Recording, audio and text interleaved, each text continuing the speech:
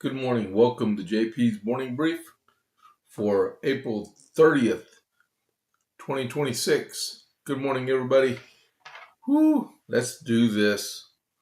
Um, so, um, I was just thinking, you know, Great Britain is supposed to be such a staunch ally.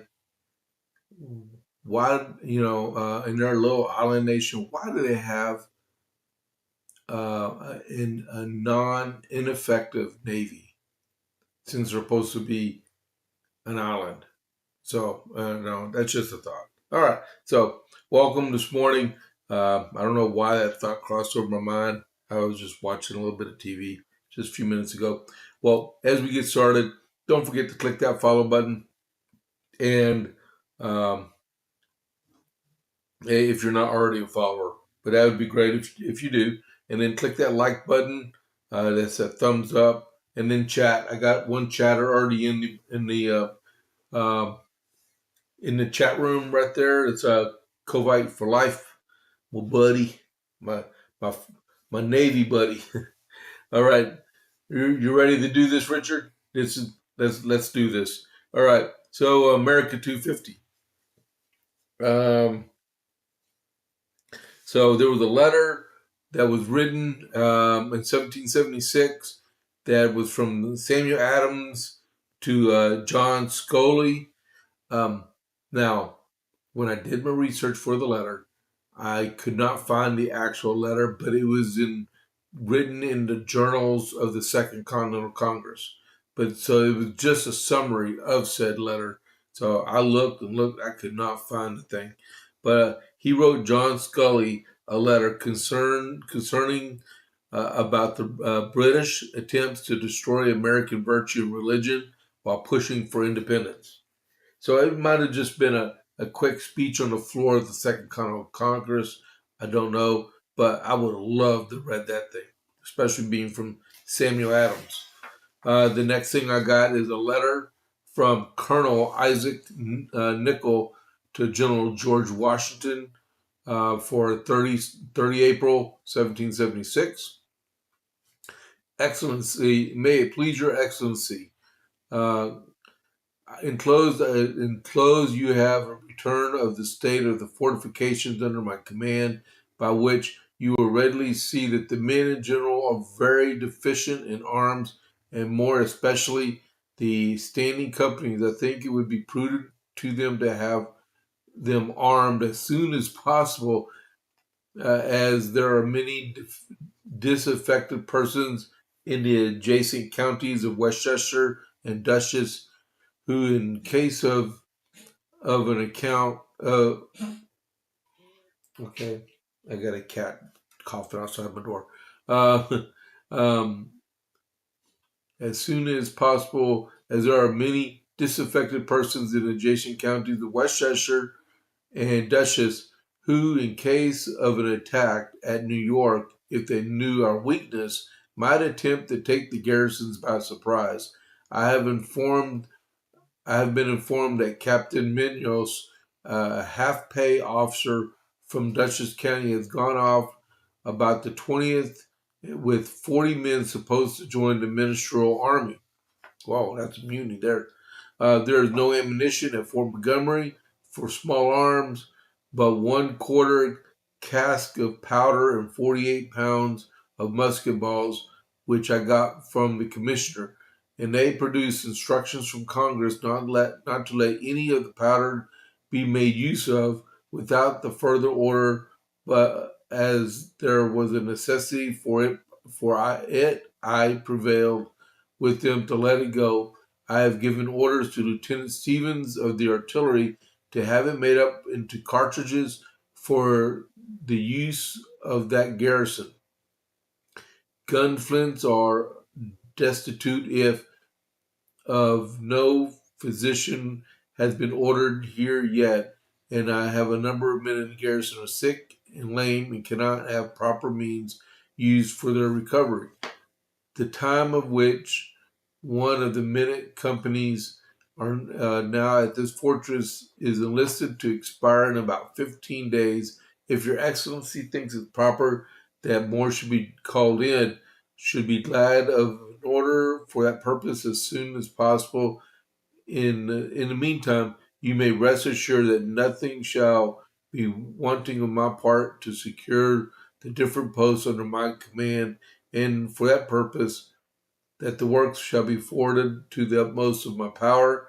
And I am, with the greatest esteem, Your Excellency's most obedient and very humble servant, Isaac Noel, commanding officer. Looks like they have some logistical problems and pay problems and morale problems at Fort Montgomery. Uh,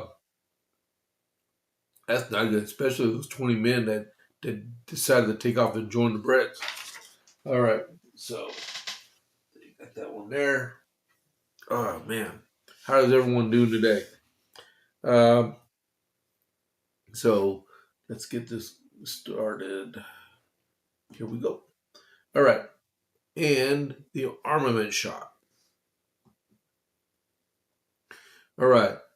So the armament shop, whether you're looking for your first firearm, upgrading your setup, or need expert service, Jason at the armament shop is Copper's Cove's premier source of all things shooting. Browse our wide selection of pistols, rifles, and shotguns, backed by top-tier gunsmithing for repairs, along with reloading supplies and professional cleaning to keep your firearm in peak condition. Need a transfer? We make FFL's transfers fast, easy, and affordable. Need your CHL? Jason can handle those classes. He has over 3 decades of experience.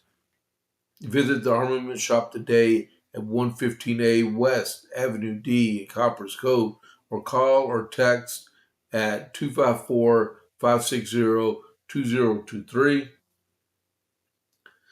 And you can reach them at www.armamentshop.com. That is www.armamentshop.com. The Armament Shop. Your safety, our priority. Go see Jason today about that, and he would appreciate your visit, or call, and he can take care of you. All right, so onward to the JPA report. We are in the Iran update, Operation Epic Fury. The ceasefire is still going. I don't know for how much longer, because the U.S. is considering deploying hypersonic missiles to the Middle East.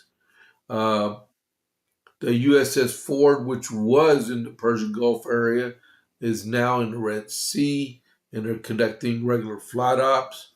I got that off the news. Okay, the U.S. is boosting their missile production. Iran is in the middle of a 55 internet blackout, the largest it's ever had for their country, because they're afraid that if the locals could get a hold of the internet, what might happen in the streets of Tehran. Trump to the IDF, only do surgical strikes inside of Lebanon because he's concerned with the ceasefire. The U.S. prepared for further military action if need be. Per Iran, only the Supreme National Security Council and the spiritual leader are authorized to make decisions for Iran. 42 ships have been turned back so far, and the cost of the war per the SEC war is only been $25 billion. I expected a number north of that, but it's only $25 billion. This morning, I'm telling you, if you got to get gas, go get gas. Brent crude oil was trading at $120.70 a barrel. West Texas Intermediate is at $108.85 a barrel. And the Dow Jones closed yesterday down 280.12 to 48,861.81. All right.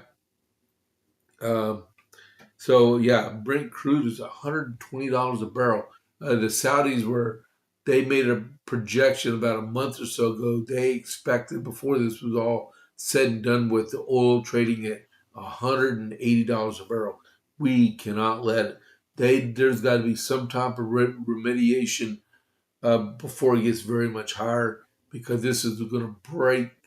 Um, how does the metaphor go? Break the hair on the camel's back or something like that. It's a serious situation. Matter of fact, I said $120 a barrel. Let's see here. What is? I'm going to hit refresh. Oh, wow. It's down to $113. Okay, it dropped $7 a barrel within about an hour. Wow. Okay. Hit refresh one more time just to be sure. Yep. Man, it dropped. Okay. Uh, I'm I'm impressed. I'm impressed. Okay. So, okay, we got that. And then let's see. Jerome Powell had his last meeting. I'll tell you more about it in just a second, because I just heard it on the TV. I don't even have a printout of this. Interest rates were voted on yesterday, and they're going to remain the same as they were um, in March, right? Um, this is his last meeting, Jerome Powell, that is, as the chair of the Board of Governors, right? Um, but even though Kevin Warsh is going to be confirmed by the Senate, Jerome Powell yesterday said he's going to stick around. I don't get it. He said, in a lot of things that's happened in the last 3 months, which means he wants to stick it to the president. You know what the president needs to do? Just go ahead and fire him and tell him to get lost, because all he's doing is killing the president's economic agenda to try to get our country back on the right track. And this guy has done nothing but run interference to prevent that from happening. I don't understand it, but that's what he's trying to do. So he can stick around for 3 more years. That's what I guess the law is or something. I think it's because when you go to the Board of Governors for the Federal Reserve, you're actually one of the Board of Governors, but you are confirmed by the Senate to be the actual Federal Reserve chair. I think that's how it goes. Okay, but yeah. So we may not have seen the last of Jerome, too late to the show, Powell. All right. So James Comey, Mr. Seashells by the Seashore, former FBI crooked director. Uh, Yesterday, he self-surrendered to federal authorities in Northern Virginia. Uh, he is facing a second federal indictment. Uh, and this one is from the May 2025 Instagram post, um, in which he shared the message 8647. He just happened across an arrangement of seashells by the seashore that said 8647. Thought it was really neat, and he took a picture and posted it on Insta. Uh, I'm sorry, but he's older than me, and he's like self-assured what Instagram is. That's concerning, especially since he was the FBI director. Um, and then prosecutors argue that the post constituted a threat to kill President Donald Trump. Um, and then in his first court appearance with this indictment, he did not enter a plea. Uh, Judge William Fitzpatrick informed Comey of the charges against him, saying the 2 counts both carry up to 5 years in prison. The first count is making a threat against the President of the United States. The second is interstate transmission of a threat against the President of the United States. And there was no arraignment, and Fitzpatrick did not set any conditions on Comey's release aside from removing any firearms from Comey's household. Comey did not speak during the court session, but his attorney, Patrick Fitzgerald, so the judge is Fitzpatrick and the attorney is Fitzgerald, says he plans to submit motions in federal court alleging the vindictive and selective persecution. All right. So Mr. Seashells by the seashore says he's innocent. He construed a threat against the president. I really hope the burden of proof is there so they can lock this guy up and throw away the key for a few years. Oh man, come on. There we go. I'm back. All right. So now next is the Pentagon went to Congress yesterday with a request that the Department of War name be changed officially, and it's only going to cost $52 million to make the change. But they need approval for Congress to be able to institute such change. But I don't understand this, but I thought it would cost a whole lot more to do this stuff. Man, I undercut the cost of the war so far, and I undercut the cost of changing the name of the Department of War. All right. So it says the Pentagon has formally asked the congressional approval to codify its Department of War moniker, estimating the cost to taxpayers around $52 million. The estimate from the Pentagon is significantly lower than the Congressional Budget Office projected in January, when it estimated the rebranding could cost us $125 million if it were adopted broadly and rapidly throughout the department. The Pentagon claimed the change, which includes renaming the Secretary of Defense to the Secretary of War, would have no significant impact on President Trump's 2027 defense budget because most implementation costs will be absorbed during the current 2026 fiscal year. The actual costs are being collected during implementation will be available once the current fiscal year's execution of the name change is completed, according to the department.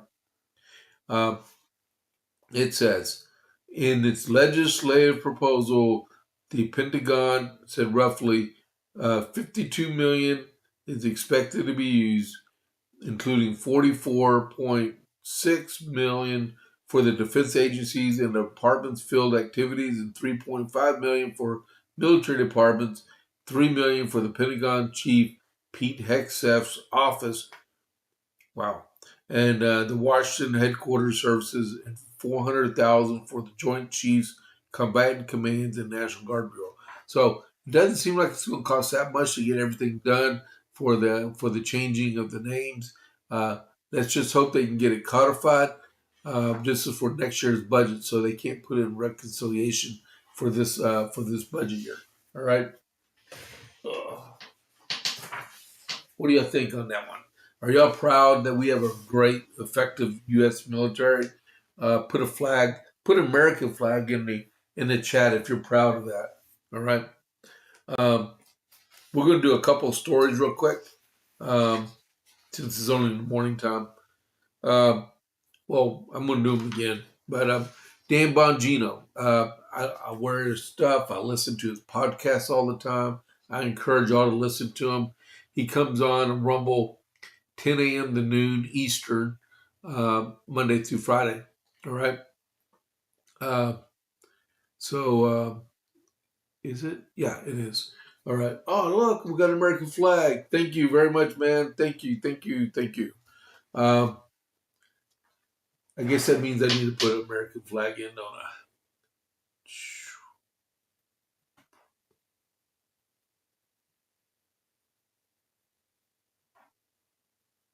Really?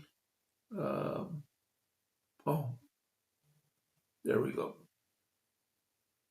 Did it go? Yep, there it went. Okay. Sorry about that. I was trying to figure out what happened. Okay.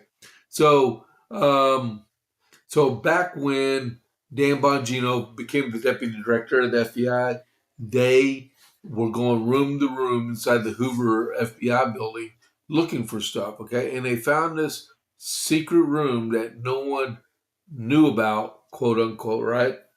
But when they went in there, they found burn bags. You might be wondering, how did the FBI find about all these ops against President Trump and against other people, conservative groups and stuff?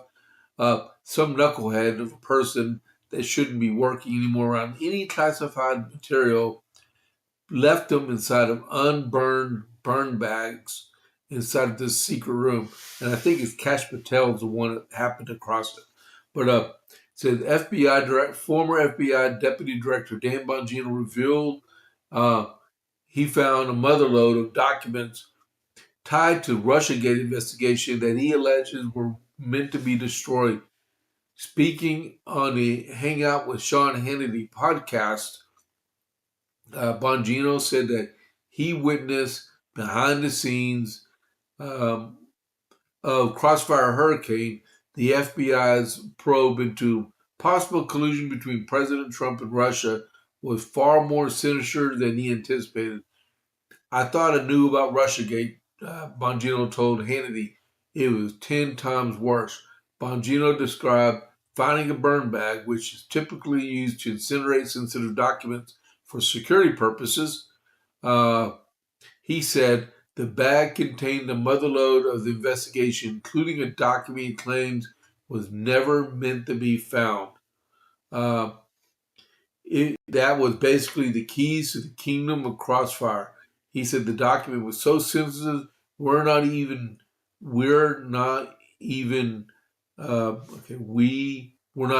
to carry it outside of the office, Bongino said. He speculated the document wasn't burned intentionally, suggesting someone wanted the truth discovered and that the file delivered that the agency knew during the investigation. I'm reading this document and I'm like, I can't believe this happened in the United States. It wasn't just that it happened in the United States. It was so many people knew about it. He said, all you had to do is read it. The thing that BS from the start. I mean, he said it was a 100-page document about Crossfire Hurricane. This was the setup document trying to get President Trump out of office early in his first term. All right. Wow. And then he did his own little op. Okay, this was cool. You know how? I mean, this isn't. Well, I'll get to this later on because we're like already 6:53. So. So Anthony Fauci, received a pardon from President Ottopin, right? So his top advisor did not receive one of those, and that would be David Morins. David Morin was indicted a couple of days ago and for allegedly covering up for hidden emails. This was the guy I mentioned that he actually went and told people to only email him using Gmail because Gmails couldn't be exposed under Freedom of Information Act. But more came out about this. The Justice Department is accusing a longtime senior advisor to Dr. Anthony Fauci for using his private email to hide communications about COVID-19 virus from public view while hoping to shape the narrative about its origins. David Morins, who served for years as the top advisor for the National Institute of Allergy and Infectious Disease, was indicted and accused of using his personal email account to evade federal transparency laws and shield key discussions from the Freedom of Information Act, or FOIA.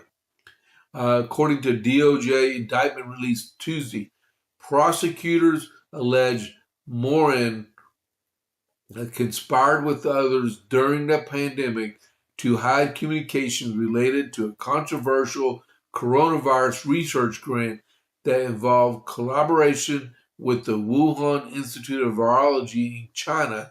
The grant was later terminated amid scrutiny over whether COVID-19 may have originated in the lab.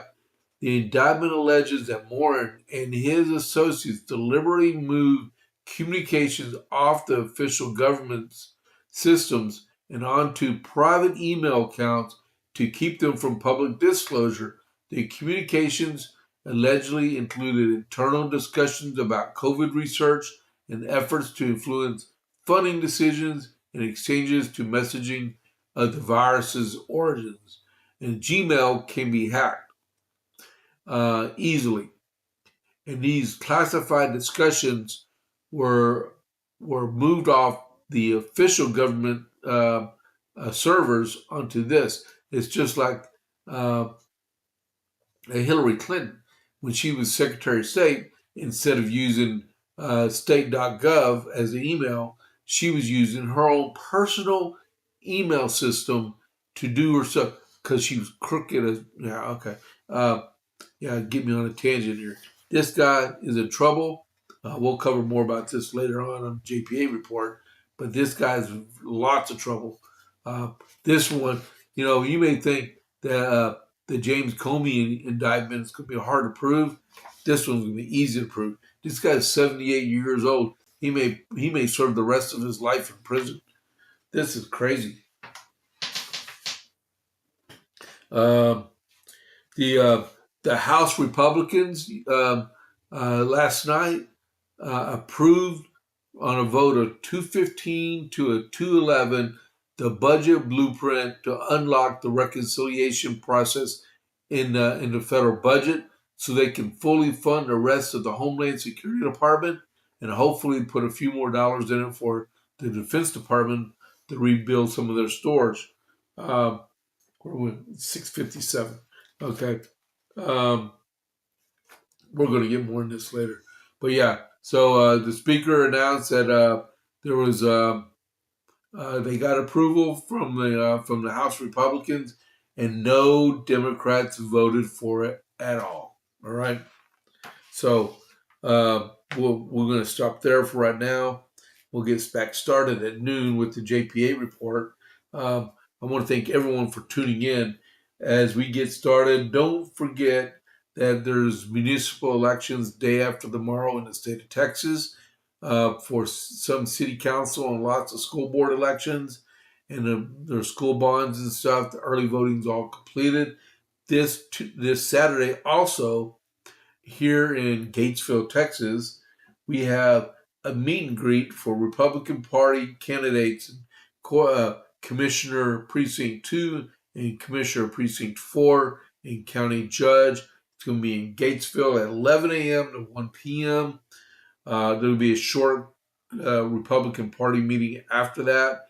And all are invited. It's like a drop-in meet and greet. You don't have to be there exactly at 11. You can go from 11 to 1. You come in there, talk to your candidate, ask them questions, be fully informed. And then on the 12th of May, the next one is going to be done at Giovanni's at 6 p.m. In conjunction with the Coppers Cove Conservative Club. That's the group that I formed, right? So 6 p.m. on May 12th in Giovanni's at Coppers Cove. The same concept, meet and greet with candidates. Trying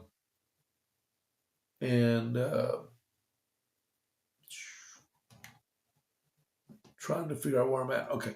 And then early voting for the runoff is the early vote for the runoff is 18th to the 22nd of May, and the runoff is the 18th of is the 26th of May. All right. I'm running out of time here. Hold on just a second. I'm gonna get the raid ready for Vince. Okay, hold on just a second. I hope y'all join me at noon Central for the. Oh man, come on.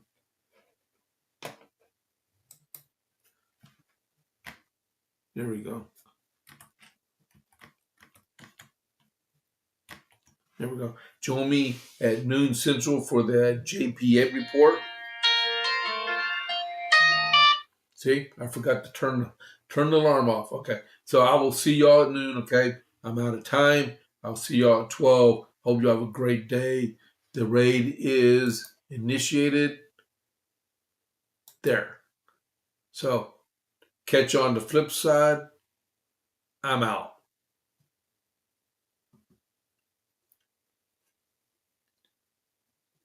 Here we go.